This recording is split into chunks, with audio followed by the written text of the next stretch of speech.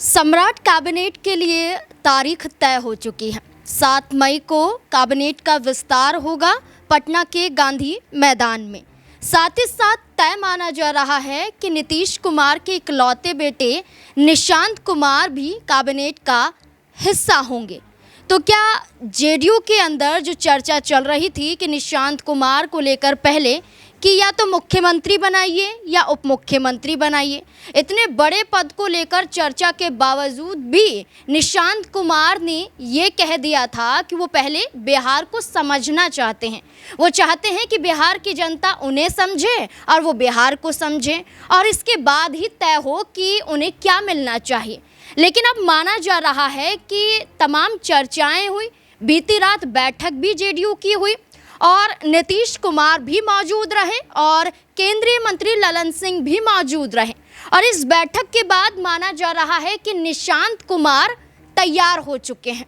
और अगर तैयार हो चुके हैं, कैबिनेट का हिस्सा बनेंगे तो कौन सा मंत्रालय मिलेगा और कैबिनेट विस्तार में क्या कुछ और देखा जाएगा, विजय कुमार सिन्हा की क्या स्थिति रहेगी, इन तमाम मुद्दों को लेकर चर्चा करते हैं। तमाम सवाल हैं, उनके जवाब जानने की कोशिश करते हैं। हमारे साथ हमारे वरिष्ठ सहयोगी अमन सर जुड़ चुके हैं। सर बहुत बहुत स्वागत है आपका।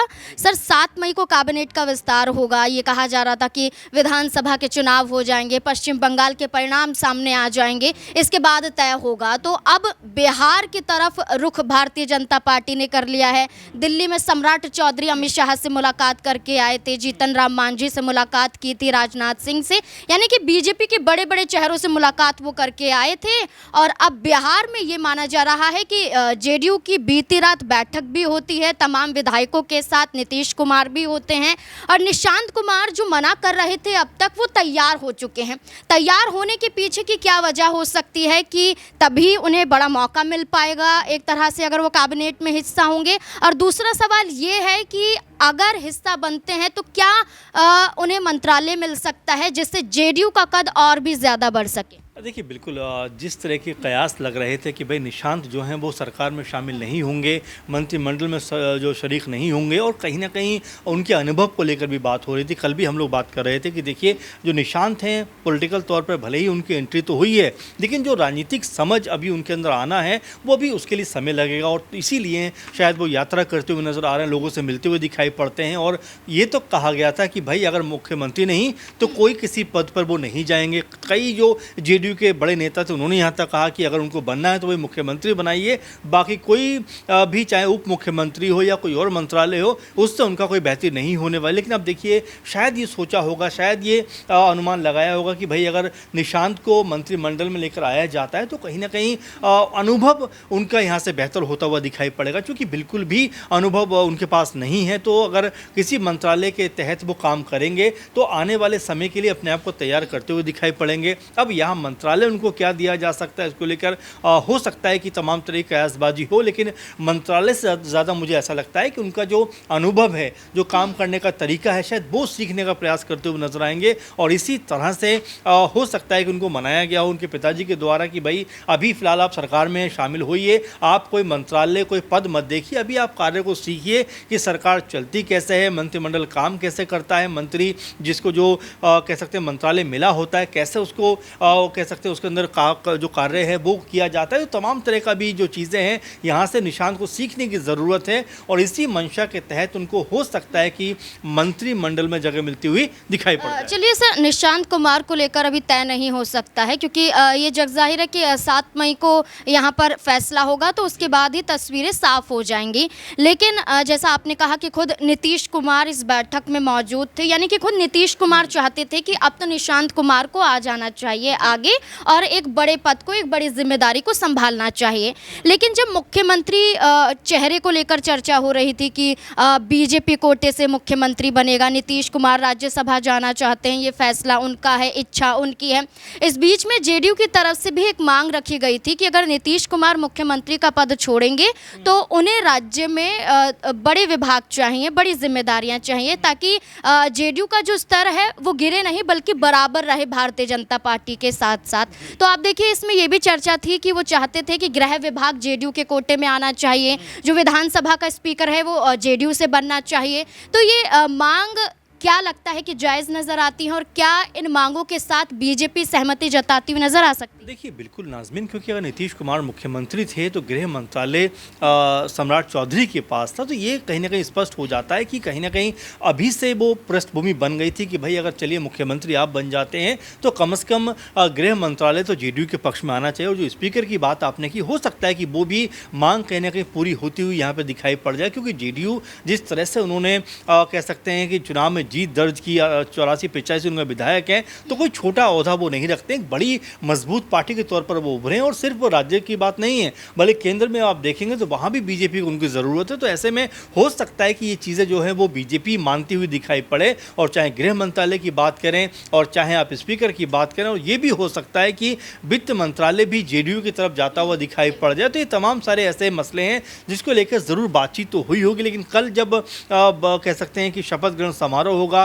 तमाम जो कह सकते हैं पदों की शपथ दिलाई जाएगी, उसके बाद किसको क्या ओहदा मिलता है, किसको क्या पद मिलता है, किसको क्या मंत्रालय मिलता है, ये देखना बेहद दिलचस्प रहने वाला है। लेकिन जिस तरह से हम पूरे मंत्रिमंडल का बंटवारा देख रहे हैं, क्या वाकई में उससे जेडीयू संतुष्ट हो पाएगा, या बीजेपी जिस तरह से अभी सर्वे सर्वा बनी हुई है, क्या वो चिराग पासवान को खुश कर पाएंगे, क्या जो जितना मांझी हैं क्या वो खुश रह पाएंगे, उपेंद्र कुशवाहा खुश रह पाएंगे। तो अभी तमाम सारे कयास हैं जो फिलहाल अभी अगर हम कहें कि हर तरफ ये हो रही है कि निशांत कुमार को आगे लाइए, जेडीयू बार बार दबाव बना रहा था, पहले मुख्यमंत्री को लेकर, उप मुख्यमंत्री को लेकर, लेकिन हो नहीं सका। लेकिन अब ये कहा जा रहा है कि मंत्रिमंडल में निशांत कुमार को शामिल होना चाहिए, निशांत को आगे किया जा रहा है, लेकिन बीजेपी से विजय कुमार सिन्हा को पीछे खींचा जा रहा है।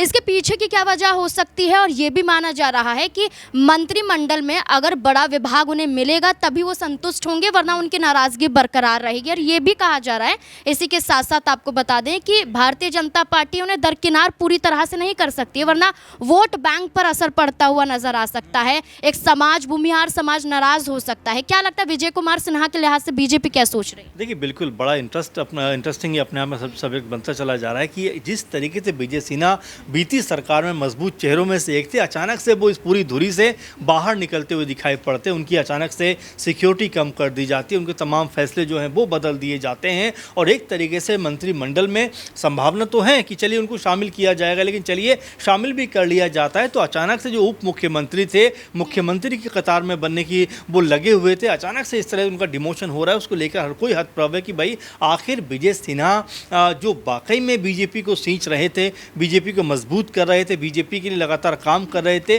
उनको हटाकर सम्राट चौधरी को क्यों मुख्यमंत्री बनाया गया? जबकि अगर ये देखा जाए कि सम्राट चौधरी का जो योगदान है बीजेपी के लिए वो इन 6-7 सालों के अलावा कोई दिखाई नहीं पड़ता। तो ऐसे में जो लगातार बीजेपी के लिए काम कर रहे थे, लगातार बीजेपी को मजबूत कर रहे थे, कई जगह पर इस बात को लेकर चर्चाएं उठी हैं कि आखिर विजय सिन्हा को क्यों मुख्यमंत्री नहीं बनाया गया। यहाँ तक कहा गया कि जब ये बात सामने आई कि सम्राट चौधरी के नाम पर मोहर लग गई कि भाई मुख्यमंत्री ये होंगे, विजय सिन्हा के चेहरे से हंसी गायब हो गई, जो खुशी थी वो गायब हो गई। तो आप समझ सकते हैं कि उनको भी पता था कि उनका भी नाम कहीं ना कहीं चर्चाओं में है, और ये जो ओहदा है मुख्यमंत्री पद का उनको भी मिल सकता है। लेकिन जिस तरीके से उनको दरकिनार किया गया है तो टीस मन में कहीं ना कहीं ज़रूर है। और अब जिस तरह से मीडिया में पहले हमेशा बने रहते थे, कहीं ना कहीं वो जो उपस्थिति है वो कमज़ोर या कम होती हुई दिखाई पड़ रही है। तो ऐसे में समझा जा सकता है कि क्या वाकई में उनको मंत्रिमंडल में भी रखा जाएगा या नहीं, या फिर उनके लिए कुछ और बीजेपी ने सोच रखा है। तो ये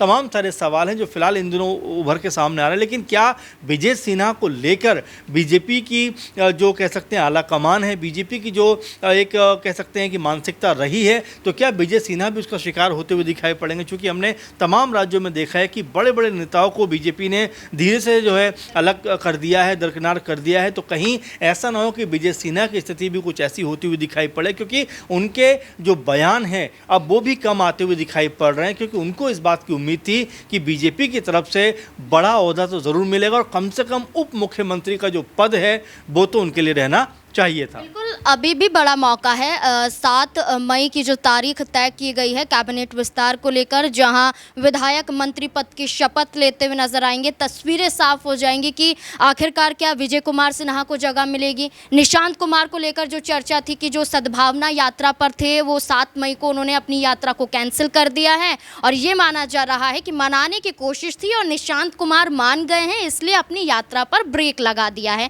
तो अब निशांत कुमार क्या हिस्सा होंगे, विजय कुमार क्या हिस्सा होंगे, ये तमाम सवाल अभी भी बने हुए हैं। इन तमाम मुद्दों को लेकर अब आपको क्या लगता है कि बीजेपी गठबंधन क्या फैसला लेगा, किस दल को खुश किया जाएगा या किस नेता को खुश किया जाएगा? आपको क्या लगता है, अपनी राय कमेंट सेक्शन में ज़रूर दें।